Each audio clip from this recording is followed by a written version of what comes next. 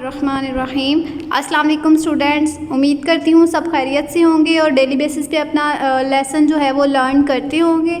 आज हम स्टार्ट करेंगे फर्स्ट 5 लेक्चर्स का रिव्यू। इसमें आप लोगों को मैं मार्क करवाऊँगी जो इंपॉर्टेंट चीज़ें हैं, जैसे कि आपको शॉर्ट क्वेश्चन किस तरह आ सकता है, लॉन्ग क्वेश्चन किस तरह का आ सकता है, या MCQ जो है वो उस तरह आपको अंडरलाइन करवा दूँगी। ठीक है, यानी मेन आपका टॉपिक जो है उसमें आपको सब्जेक्टिव या ऑब्जेक्टिव किस तरह आप सेलेक्ट कर सकते हैं। चैप्टर नंबर 2 से स्टार्ट लेते हैं, स्ट्रक्चर ऑफ एटम्स। इसमें हमारे पास जो है वो इंट्रोडक्शन की तरफ चलते हैं। इंट्रोडक्शन में आपके पास ऑब्जेक्टिव टाइप मटेरियल जो है वो काफ़ी ज़्यादा है।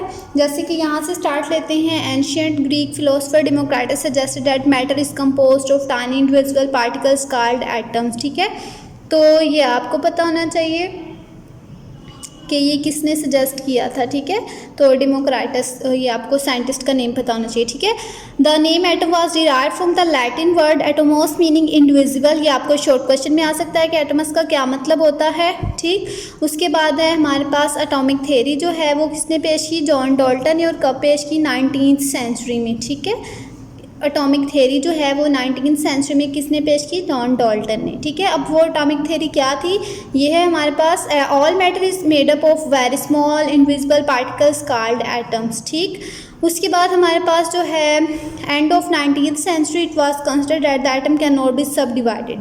ये 19th सेंचुरी के एंड तक जो था वो हमें पता चला एटम कैन नॉट बी सब डिवाइडेड। ठीक, उसके बाद हमारे पास 20th सेंचुरी की बिगनिंग तक जो है वो ये डिफरेंट साइंटिस्ट ने जो है वो एक्सपेरिमेंट जो है वो परफॉर्म किए और सब एटॉमिक पार्टिकल्स जो थे वो डिस्कवर हो गए। सब एटॉमिक पार्टिकल्स जो हैं वो कौन कौन से हैं, इलेक्ट्रॉन, प्रोटॉन एंड न्यूट्रॉन। ठीक, ये आपको पता होना चाहिए।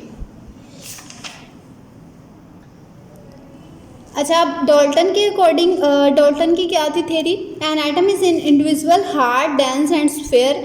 आपको ये शॉर्ट क्वेश्चन में भी आ सकता है, या शॉर्ट क्वेश्चन के साथ साथ MCQ में भी आ सकता है। Atoms of the same elements are alike, they combine in different ways to form compounds. यानी हमारे पास जो हैं वो एक ही एलिमेंट के तमाम एटम्स जो होते हैं वो सेम होते हैं, लेकिन वो एक दूसरे के साथ मिल के डिफरेंट तरीक़ों से मिल के डिफरेंट बॉन्डिंग बना के तो डिफरेंट किस्म के कंपाउंड जो हैं वो फॉर्म करते हैं। ठीक है, in the light of Dalton's atomic theory, scientists performed a series of experiments, but in the late 80s and early 90s, scientists discovered new subatomic particles. ठीक, अब इसमें हमारे पास नेक्स्ट जो है वो आता है, इसको अंडरलाइन करें।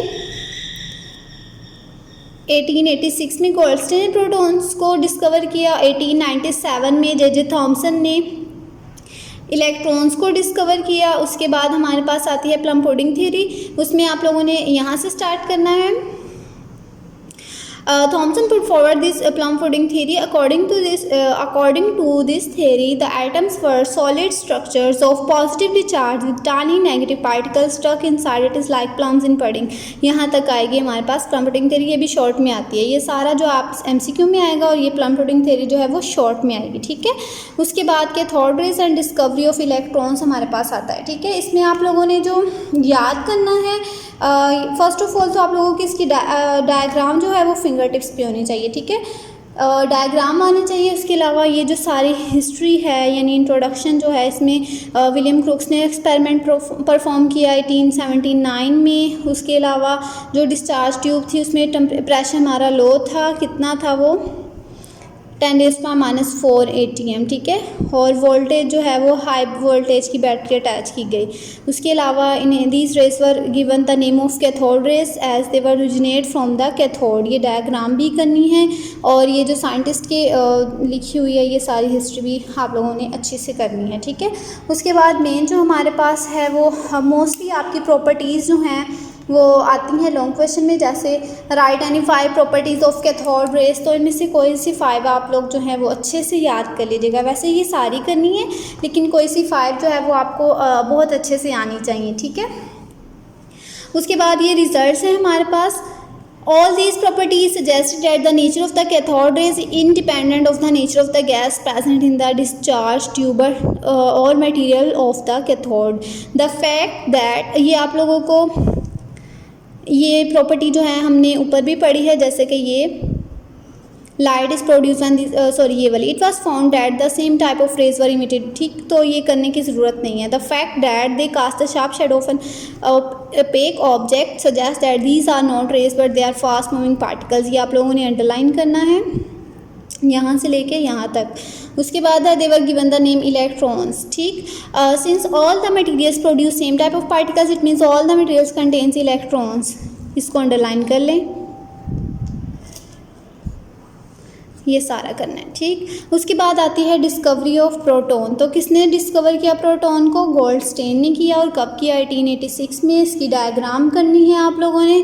और इनका सेकंड नेम क्या है? वो कैनाल रेज, ये भी आपको पता होना चाहिए। ठीक है, ये इसकी डायग्राम हो गई, अच्छे से करनी है। उसके अलावा इसकी प्रॉपर्टीज़ हमारे पास आती हैं। ये फर्स्ट वन प्रॉपर्टी है, ये सारी इसकी प्रॉपर्टीज़ हैं जो कि अच्छे से आप लोगों ने करनी है। ठीक है, और उसके बाद जो है यहाँ पे आपको ये the mass of a proton is 1840 times more than the mass of an electron, ये आपको एमसीक्यू में आ सकता है। ठीक, नेक्स्ट हमारे पास जो है ये आप एक दफ़ा इसको पढ़ लीजिएगा।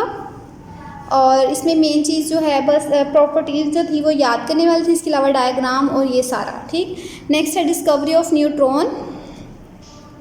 तो ये कब और किसने डिस्कवर किया? चैडविक ने डिस्कवर किया था। ये हमारे पास 1932 में। ठीक है, यहाँ से हमारे पास इसको अंडरलाइन कर लें। उसके बाद कैसे किया था discover? When he bombard alpha particles on a beryllium target he observe that highly penetrating radiations were produced, these were named neutron. ये सारा आएगा। उसके बाद इसकी इक्वेशन करनी है, ये भी बहुत अच्छे से आना चाहिए। और ये जो हमारे पास इसकी प्रॉपर्टीज़ हैं ये हमारे पास शॉर्ट में आती हैं। अब है हमारे पास रदरफोर्ड्स एटॉमिक मॉडल। तो ये आप लोगों ने लॉन्ग में करना है, इस पर नोट आ सकता है अलग से। इसमें हमारे पास जो है ऑब्जर्वेशन जो हैं वो शॉर्ट में आ सकती हैं, या फिर इसकी जो हमारे पास रिजल्ट्स जो हैं वो हमारे पास लॉन्ग में आ सकते हैं। ठीक है, write down the results of experiments of Rutherford. ठीक है, तो ये सारे आप लोगों ने करने हैं। जैसे कि यहाँ पे शॉर्ट क्वेश्चन आपको आ सकता है डिफाइन न्यूक्लियॉन्स। ठीक है, तो all the fundamental particles except electrons which lie within the nucleus are known as nucleons. ठीक, और उसके अलावा डिफेक्ट्स इन रदरफोर्ड्स मॉडल, ये भी आपको शॉर्ट में आता है और ये मोस्ट इंपॉर्टेंट है हमारे पास शॉर्ट क्वेश्चन में। तो आपने इसमें सिंपली ये फर्स्ट और सेकेंड पॉइंट ही लिखना है, इसके अलावा कुछ नहीं लिखना। ठीक, नेक्स्ट आता है Bohr's atomic theory. Keeping in view the defects in Rutherford's atomic model, Niels Bohr presented another model in 1913। ये याद रखना है।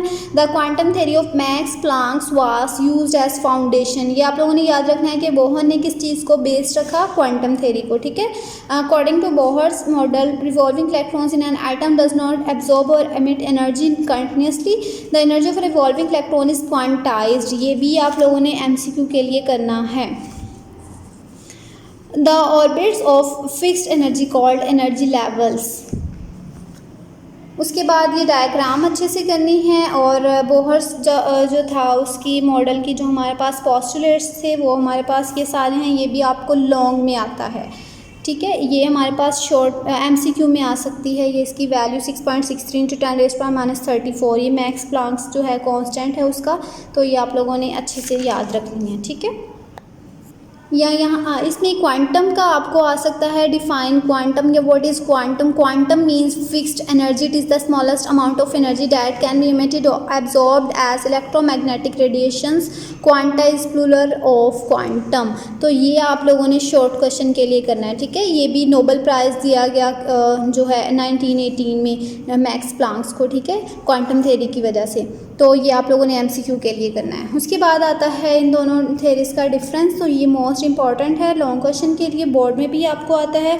और ये 5 पॉइंट्स हैं, ये अच्छे से याद करने हैं। और एक चीज़ याद रखिएगा, ऐसे मिस्टेक्स मत कीजिएगा कि रदरफोर्ड का सारा यहाँ पे लिखा और बोहर का लिखा, लेकिन यहाँ पे बोहर लिख दिया और यहाँ पे रदरफोर्ड लिख दिया, तो ये आपका 0 मार्क आएंगे, यहाँ पे आपको कोई मार्क नहीं मिलेगा। नेक्स्ट है इलेक्ट्रॉनिक कॉन्फ़िगरेशन। इसमें आप लोगों ने इलेक्ट्रॉनिक कॉन्फ़िगरेशन की जो है वो डेफिनेशन करनी है, जो कि मैं आपको प्रीवियस लेक्चर में जो है मार्क करवा चुकी हूँ। ये इसकी फर्स्ट 2 लाइन से यहाँ से लेके यहाँ तक जाएगी इलेक्ट्रॉनिक कॉन्फ़िगरेशन की डेफिनेशन। उसके अलावा आप लोगों को ये टेबल आना चाहिए बहुत अच्छे से। ये आपको पता होना चाहिए कि कौन सा फॉर्मूला जिससे हम किसी भी किसी भी शेल में नंबर ऑफ़ इलेक्ट्रॉन्स जो हैं वो फाइंड कर सकते हैं। ठीक है, ये फॉर्मूला यूज़ करना आना चाहिए। इसमें कैसे वैल्यूज़ पुट करते हैं, के शेल में कितने इलेक्ट्रॉन्स होते हैं, एल में कितने होते हैं, एम में कितने होते हैं, या के शेल के कितने सब शेल होते हैं, एल के कितने होते हैं, एम और एन के। ठीक हो गया, ये सारा आपको पता होना चाहिए। और नेक्स्ट जो आपको 2 एग्जांपल मैंने करवाई थी प्रीवियस लेक्चर में, लेक्चर नंबर 5 में, वो आप लोगों ने अच्छे से करनी है।